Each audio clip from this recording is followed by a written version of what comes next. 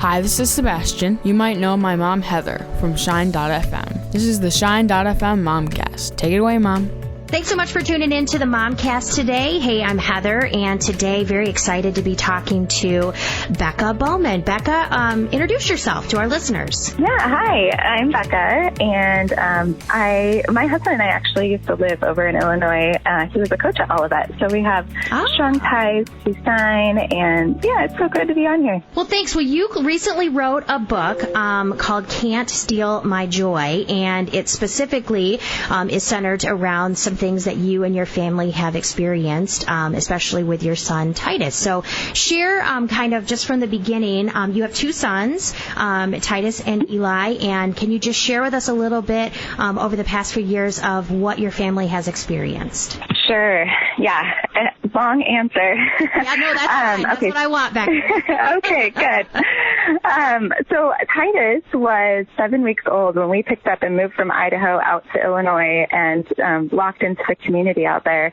And we just started, parenting and all those stages brand new. And we learned real quick to have, to dig into community. And I'm so thankful we did, because looking back, it was so beneficial to have a village around us. Titus was about 3.5 years old. We were out in Illinois, and we got a phone call from his school that he'd had a seizure at preschool. And it was really out of nowhere.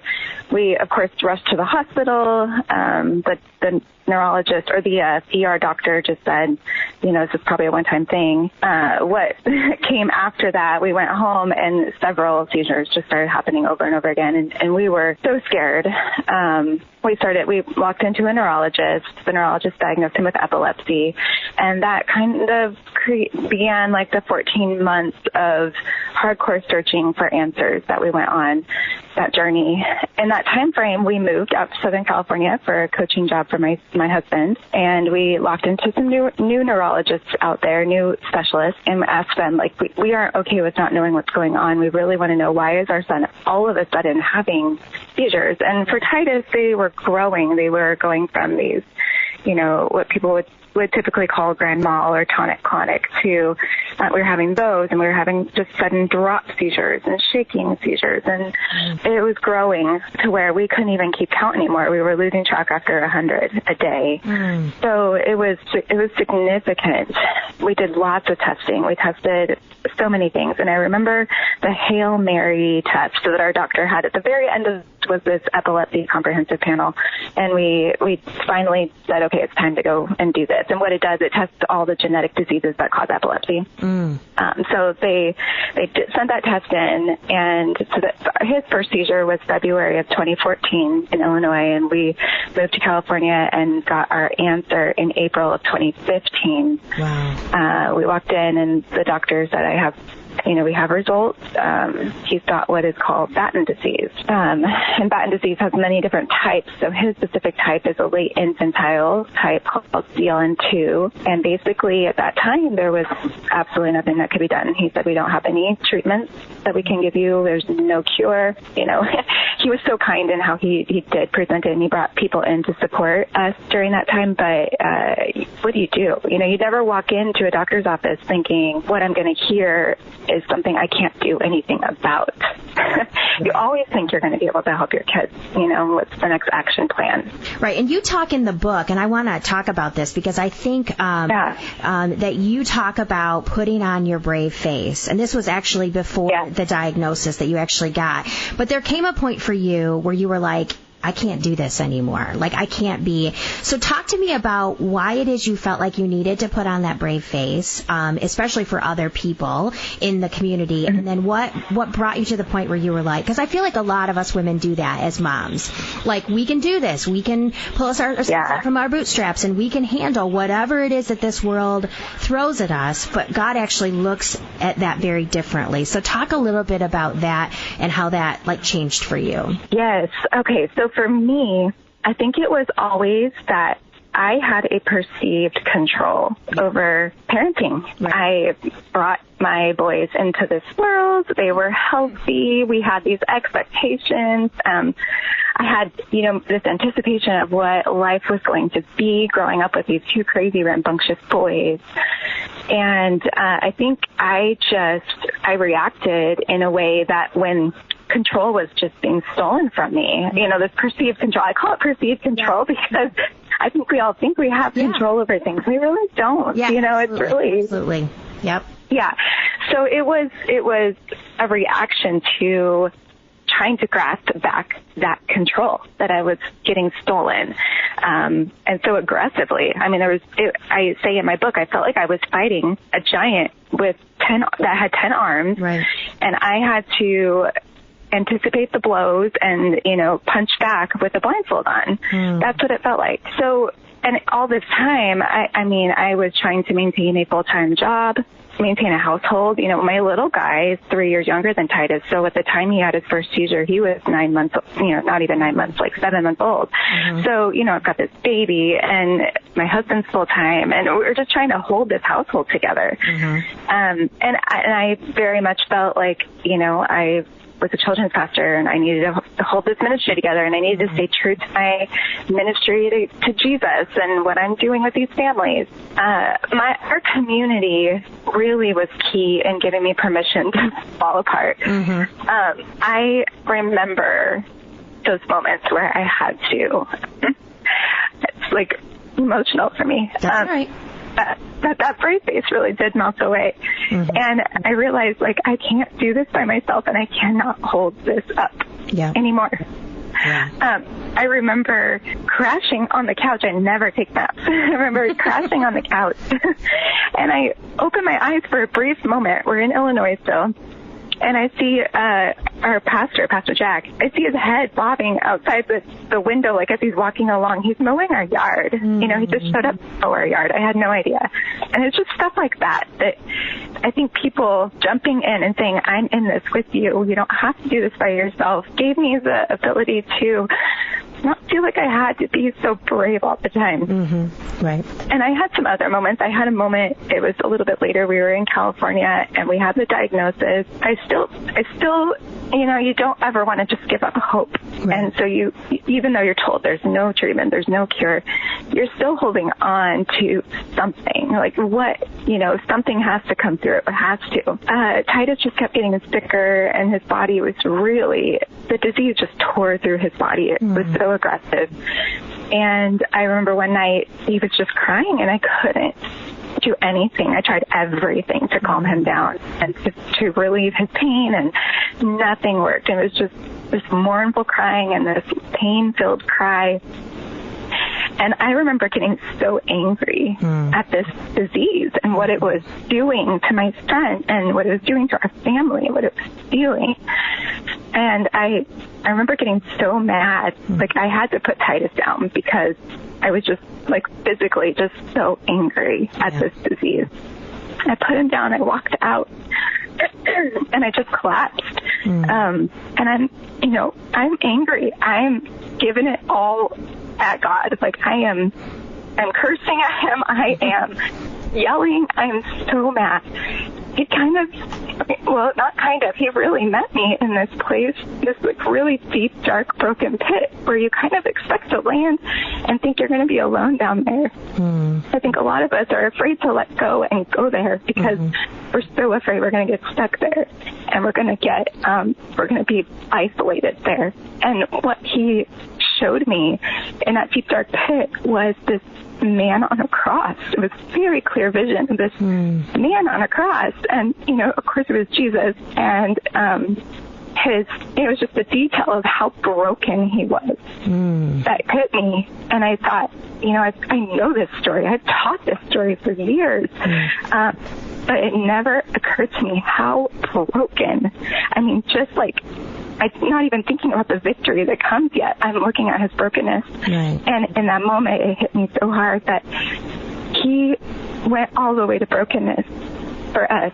So he could also say, me too, in that brokenness. Right. It was such an empathetic response that he gave me. And I I just remember thinking, okay, like you have been there, and in that brokenness, you were enough to have victory over it. Mm-hmm. So I got up and I went back into that room and held Titus, and it was kind of like, okay, you're broken, I'm broken. God knows brokenness. Let's just do this together, instead of trying to just be brave and keep trying to truck through this. So that was a big moment for me. Yeah.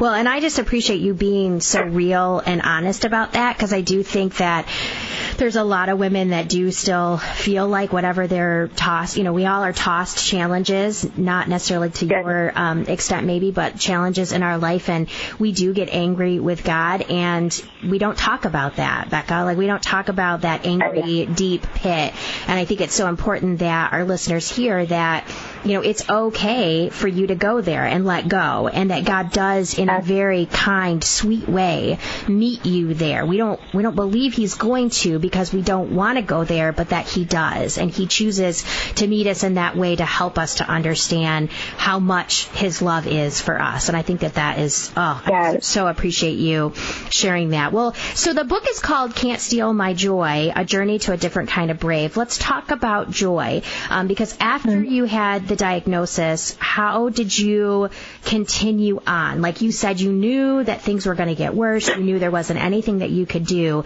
How did you continue on after that and find any kind of joy in that? Yeah, great question. Okay, so I think it's probably important to give another chapter of this story here. Yeah. So that April, we got the diagnosis for Titus, and when we found out it was genetic, they encouraged us to get Eli tested. Right. And at that time, Eli was almost 2, not showing any symptoms. He was developing perfectly, wonderfully for his age. So we got him tested, and we waited. We got his diagnosis in June over the phone when we were on vacation, and that was, I say, the first diagnosis, it was like I didn't really fully understand the disease yet, and so I was maybe despondent, just kind of hopeless and sad, but I didn't fully understand the disease, and we got Titus's diagnosis. When we got Eli's, and we found out he also has this disease, and he is going to follow the same path as his brother, it just gutted me. Because at that point, I'm in that world. I'm talking to families who are experiencing this disease, and I've researched it, and now I know, and I know there really is nothing we can do. So it just gutted me. What my joy lifeline was our community, and I can give you story after story after story of the way people came in and ministered to our family. In really big ways and really little small things too. Like I have such strong memories of both, ends of the pendulum swing. So, and I also just remember, when you're in like really broken places, you're kind of desperately seeking, and God is meeting me in those places, and He's so beautiful to do that. He's meeting me in these places and reminding me, Bekah, put on truth, like put on the armor that I've given you, the tools that you need to get through this, because I had lies just like circling through my mind.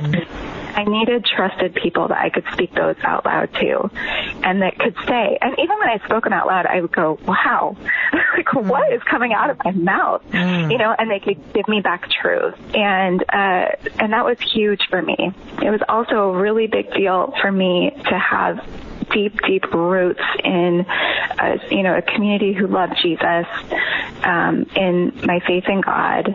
And as this storm kind of above me is threatening to pull me out, these roots are clinging to me and keeping me rooted. I was just baffled one day over how I could still look at my boys, and I really learned how to live in the moment, because I was sure there was no guarantee of any kind of future. We had no idea when we would lose either of them. And to know that conceal from your moments, your present moments, because of your anxious what ifs and you're terrified of what the future holds. Right. And also you're very bitter about the past and what has been taken from you and what you felt like was owed to you. And God just kept teaching me, Bekah, be present. Like, you're gifted this moment right now. Be right here. So I started to just look into where I was right here, right now. And I would see these smiles from my boys, or somebody coming by and dropping off like an In-N-Out milkshake, and those little moments, like you just snuggle with your son and it's like sinking into your soul, like these moments that you're absorbing, instead of thinking, okay, I'll lay with you for a few minutes and then I've got to go do the dishes.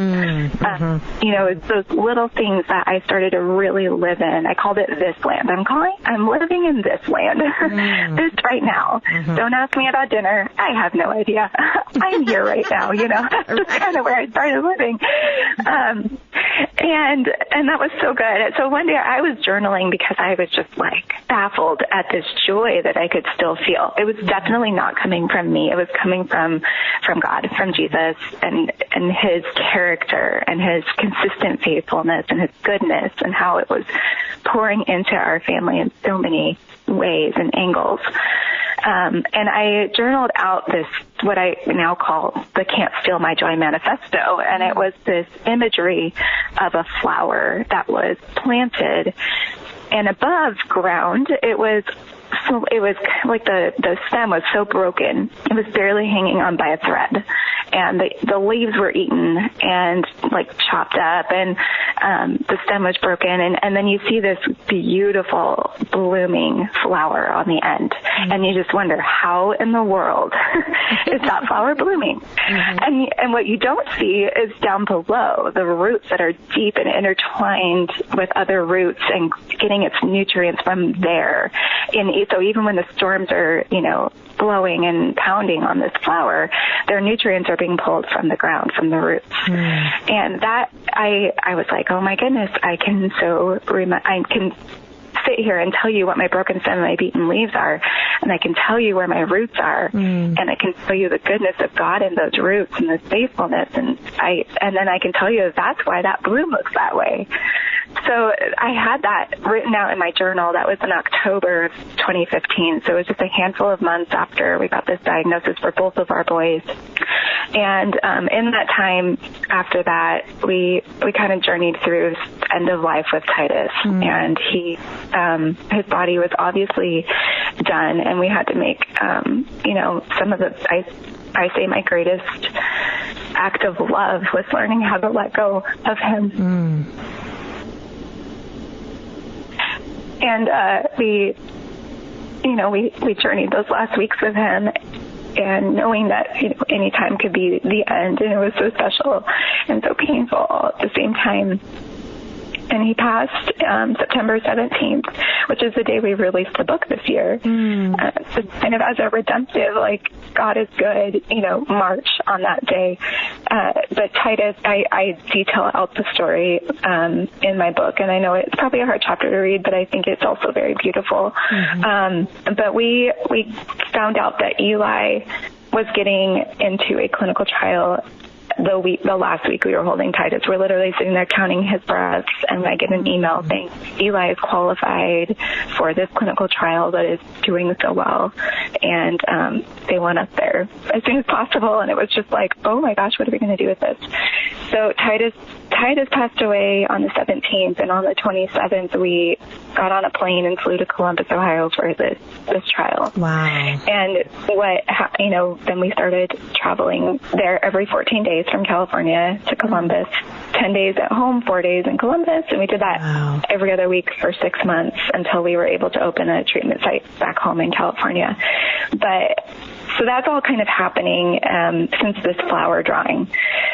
So it's been over a year. November comes along, and my son brings home a potted seed in a pot of dirt from church. You know, they've done like the whole Bible story about seeds, and they've potted them, and it spilled in my car on the way home, and I am like so grumpy and really irritated that this pot of dirt has spilled all over my car, and I'm just kind of chucking dirt back in like this is going in the trash when I get inside.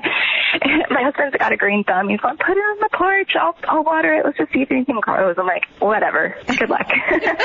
And so he starts watering it, and next thing we know, this gorgeous yellow flower has bloomed out of this pot, and yellow was Titus's favorite color, so it was such a sweet little thing for us. And we're like, oh, this flower, it's like a little piece of Titus on our back patio.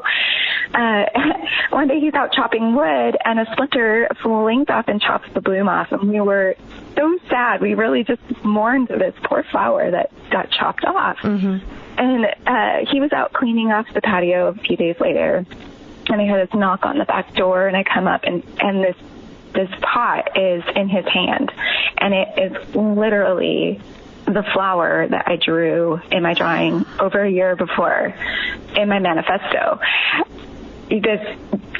The flower is cut at this same exact angle, the beaten leaves, this blooming, gorgeous yellow bloom at the end. And I just was like, oh, this is God, like reaching down and saying, I'm still here. Yeah. My promises are still true. You know, it was such a deep imagery. So when you see my book, the actual paper book of it, it's the flower on the front. Wow. We digitized it and put it on the front, and it was, for me, from that time on, it was such a strong piece of imagery, not just for me, but for anybody. And I thought all of us, when we look at that flower, can tell you the fact that we can call out our broken stems and our beaten leaves, and we can also see where we're digging in for our roots, and we can see where we maybe need to dig deeper or ask God to, help us there. And then the bloom, I always tell people, like, I have to constantly look back and see what God has done, because I think that's where we most clearly see his consistent character and his goodness.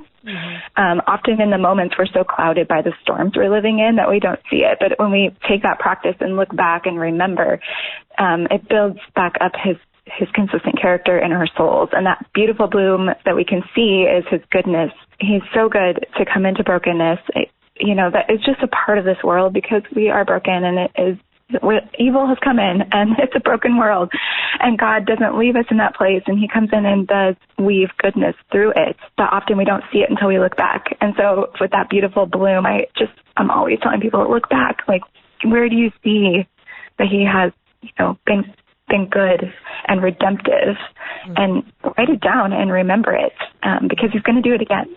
So. Awesome. Can you give us an update on Eli now? Yes. So Eli is, he just had his 79th infusion this last Thursday. Wow. Oh my goodness. Wow. Yeah. Yes. He's 6. So he is the same age Titus was when he passed. We are in a whole different place with Eli. This, what he gets, the treatment is an infusion. It infuses the missing enzyme into his brain. So it goes direct into his brain.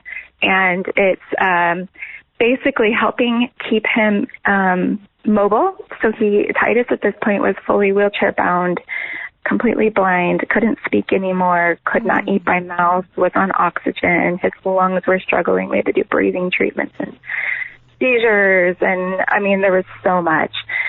Blind. He has lost all of his sight. But he is fully mobile. He's walking around like nobody would even understand that. Nobody would think he was blind if they were just looking at him and didn't know him, because he's so amazing at figuring out how to get around. Walking, jumping, running, doing all the things. He does have a very significant speech delay, and cognitively he's 6, but he's probably about 2.5, maybe. Yeah, probably about 2.5 cognitively, like what he understands and what he can communicate. Eli is a total joy. He is a complete clown. He loves making people laugh. He loves other kids. He just is Titus and Eli were both very social and just really loved being with people. So he makes us laugh on the daily basis. And he's going to school and making friends, and it's a totally different picture than what we were going through at this stage with Titus.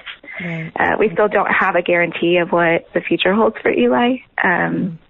We just know it's better quality of life, and we will just keep living in today in this land, right, because this land, is that's where, right, yeah. Yes, so exactly. Will you continue those treatments then pretty much indefinitely? Yes, they are basically a lifelong treatment, because that enzyme is always going to be depleted, and so you need a replenishment. I explain it kind of like a diabetic who always needs insulin. Eli will always need this enzyme. And I mean, we hope that a gene therapy is on the horizon, and that would be a one-time treatment that would be amazing, if we could correct the mutated genes that he has, but it's just not there yet. They're working hard. There's so many researchers and parents who have gone before that have just really trailblazed that area. So, and that's why we have this therapy, because of parents and researchers and doctors who have trailblazed. So it's incredible to see. I never imagined that the line would be drawn right between my boys with the era that had nothing that they could do for this disease and then something. That was, and it often still tugs at me really hard. But we're so thankful for what Eli has been able to receive. So. Right, exactly. Well, thank you so much for sharing your story. One other thing I just wanted to touch on was a couple different times during our conversation, Bekah, you mentioned community.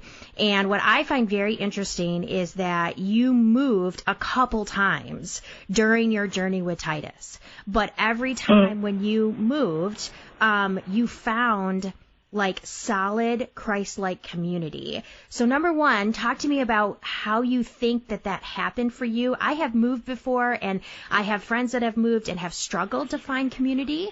So I'm wondering kind of how you feel like you guys did that so well. And then what are some things that people did for you, that how they showed up for you? You talked about your pastor just coming and mowing the lawn. But I think it's easy for us as the church to say, I'm here if you need me, call me if you need something. But you're in such crisis mode that you're not going to reach out to anybody, really. You know what I mean? But how did people in your community show up for you? So it's kind of a twofold question a little bit there, but I'd love to have you speak a little bit. That's so good. Okay, let's see here. How did we find community? Well, so part of what has helped us is our positions, our jobs. So I was in ministry. My husband was a coach, and he's always coached at Christian universities. So I think sometimes there's like that built-in community right away. That being said, when we were really going through the gutsy, terrible darkness of the disease, I wasn't working anymore. And we were looking for a new church home because our current church was 25 minutes away, and we were literally showing up half an hour late. So there was so much to do with the blaze in the morning with treatments and stuff. So we were like, what's really right around the corner? And we found this church just a mile away from our house. And we decided to start going. I think there's something to be said about walking in with realistic expectations about community. I know community is messy. Expect people to say the wrong things. I expect people to unintentionally hurt each other. I think I just have this realistic expectation. I'm not walking in with a fairy tale image of how this is going to go. And I reached out before we started attending this church around the corner. I reached out to the children's pastor and just laid it all out there. I was like, here's all the things. Can you handle it? Just let me know if you can't. We won't waste your time. And she responded with such grace and really enthusiasm. And it meant a lot to me. And I thought, okay, I think we can try this. So we went, and what was so beautiful for me, and what I really am so passionate about, because I don't see this happening often, it kills me, is that this church came to me and said, what do you need to bring your kids here, to make them feel welcome? What do you think it is that they need? And now that we've moved to Idaho, we've had another church do that very same thing. And so I have been able to say, he needs a one-on-one, and he needs someone who can watch him all the time if he's going to come be in class. he loves to play musical instruments, but he can't move his hands. So if you can just have somebody like help him with that, you know, those little things. And he loves hearing kids, so he doesn't want to be isolated. He wants to be in the middle of the chaos. Like, put him in there. So we got to talk about all that stuff, and that's something I'm so passionate about, like I said, and I want to help churches understand, because I know from a ministry perspective what that feels like and how overwhelming that can be. And then I know from a special needs mom side how impactful that is to have that kind of support, because it's missing. There's a big gap in the church right now with that, and it is a big problem. So I put my most vulnerable foot forward, and I wasn't afraid to say, this is where we're at. And if you can handle it, we'd love to be here. Right. And we had the people, I think, are hungry for being invited into something. I thought our story is pretty broken. It's awful. Like, people would want to run away, but I think people crave realness, and they crave, you know, like doing community together. And we often just don't know what that looks like, because we aren't putting down our I'm okay, I'm good, don't worry about me faces. You know, and I couldn't do it anymore. I talk about that. My brave face melted away, and it was like, I need people. That's cool. Yeah. Some of the things, I guess I would say too, like you just said, they said to you, what do your kids need to be here?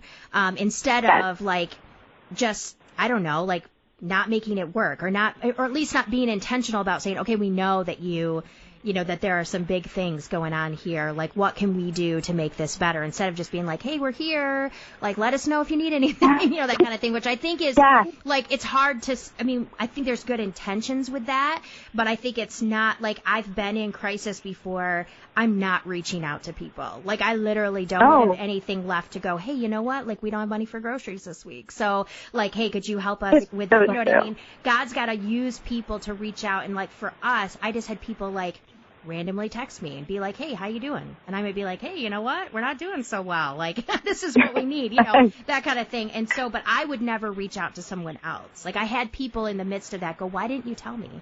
I'm like, because I don't want to. You know what I mean? I don't want to tell you all the messy, yucky stuff. Like, I don't want to tell you this is what I need, you know, because it's so overwhelming. So what are some things that people did do? You talked a little bit about that already, but like some really practical things that people did to help you, that like they didn't just say, hey, whatever you need, we're here for you. Let me know what you need. Yeah, I know. I always tell people, if I know that's a well-meaning phrase, but literally, like you're sharing in your experience, when you're in crisis mode, you can't even think about what you need.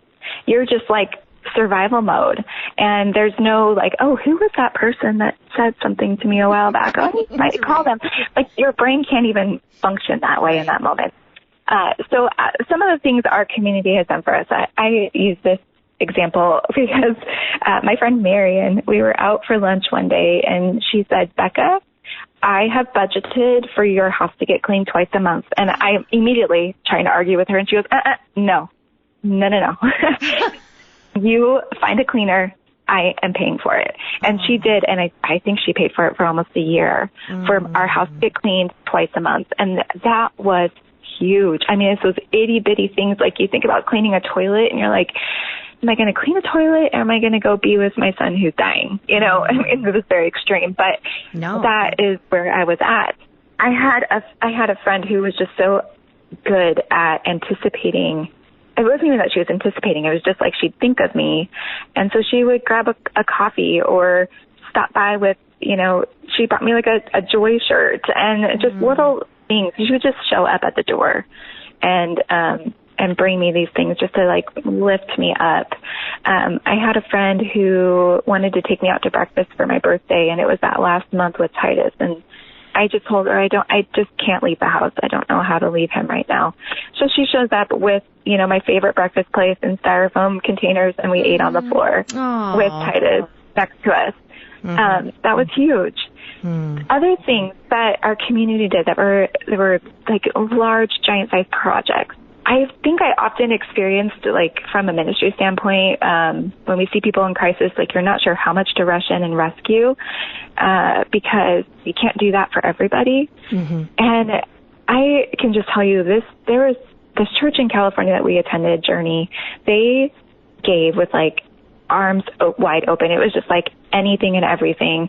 And it wasn't even that we were asking and grabbing for things, but they saw that we needed a wheelchair van, and we couldn't even get out of the house with Titus. At that point, we were kind of homebound. We really wanted to get out and still adventure and experience life together and go on vacation. We couldn't. They raised enough money in one weekend for us to sell our current van and then take their money, and we were able to go buy right out with cash a brand new wheelchair van for our family. And so we got this van and we went on vacations. We stuffed like 12 canisters of oxygen and in there, and it was full. Every inch was filled with medical supplies and everything else. But we went on vacations and we adventured with the boys. And when we found out that Titus or Eli was getting into the clinical trial, the trial part was covered, but the travel to and from California to Columbus every other week was not covered, and neither were any of the expenses that come up with all of that.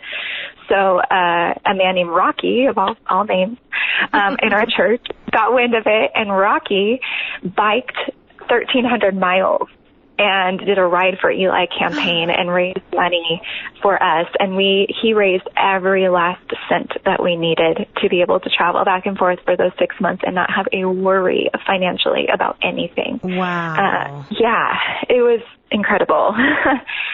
I had people pick up prescriptions. I had people bring meals and fill our refrigerator. I had a mom who was like a professional grocery shopper. Like that's what she did for her job. And she just came over, made a list, and went to Costco and got me groceries and didn't charge me for it, for her work. Right. I had a mom show up with lunch and her kids, and she, it was hard to get my kids to play dates and interactions with other kids, and she'd bring her kids over and they'd play and interact with the boys, and we'd just have lunch together. And it was all, I don't remember asking for any of that. Right. I just remember being open about where we were at and vulnerable about it, and being willing to invite people in and receive. And I actually found huge blessings in learning to receive. And for me, it took me back to the very essence of what the gospel is all about, is receiving. And we are often so proud and feel like we've got to be independent and have it all together. And we forget that the whole reason Jesus, the whole reason we can be saved is because we were receiving this free gift from Jesus. And so for me, it took me back to that, back to the very essence of the gospel. So I know, too, I would say that, there are times now when I have someone going through crisis in my life that I pray and I ask God to show me ways that I can bless them. Instead of saying, hey, I'm here for you, thinking through things that people did for us when we were in times of crisis, and just texting them and saying, hey, I'd like to bring you a meal this week. When would that be good? Or, hey, I'm out getting coffee. Can I drop by and just bring you a coffee? That kind of thing. And I think that, there's some, I find at least, there are people that do this really, really well, and then there's people that struggle with it. And that's just the giftedness that God has given us. But it's not that we can't all say, okay, God, help me with this. Help me to be a good support to them. Show me and prompt me Holy Spirit wise. Or even just I know for me, when we were going through crisis, there would just be people that I would say, hey, you just came to mind. I'm praying for you. Is there anything specifically I can pray? And that meant so much to me, because for me personally, to know that someone was thinking of me, that I wasn't forgotten. So true. In the midst of I remember when we moved out to California, and we didn't have a diagnosis yet, but I was so lonely out there because we just left this incredible support system in Illinois. Right. And I remember one day just feeling particularly really down about it. And I can tell you 3 people that day that sent me texts and just to tell me that they loved me, they were thinking of me, they came to mind, all of them from Illinois. On that day. And I think that totally is God convicting, just putting me on their hearts, and for their obedience to reach out. I think we probably often have that happen to us, and we just think about it and then move on. But to take that next act and let that person know that you're thinking of them, that really is powerful. And it's it lifts you up, yeah. Yeah, definitely. Well, Bekah, I so appreciate you being so real and raw and authentic. Your story, again, in more detail and even further about your journey with your boys and your family can be found in your book. It's called Can't Steal My Joy. And where could people get a copy of that if they're interested? So it's on Amazon, it's on Barnes & Noble, and if you're an ebook reader, it's anywhere ebooks can be found. You can find it there. Awesome. Well, Bekah, thank you so much for sharing your story with us. And I love that you were so real with us. And I know that it's going to really impact a lot of women. So thank you. Thank you. So good to be here. I appreciate it.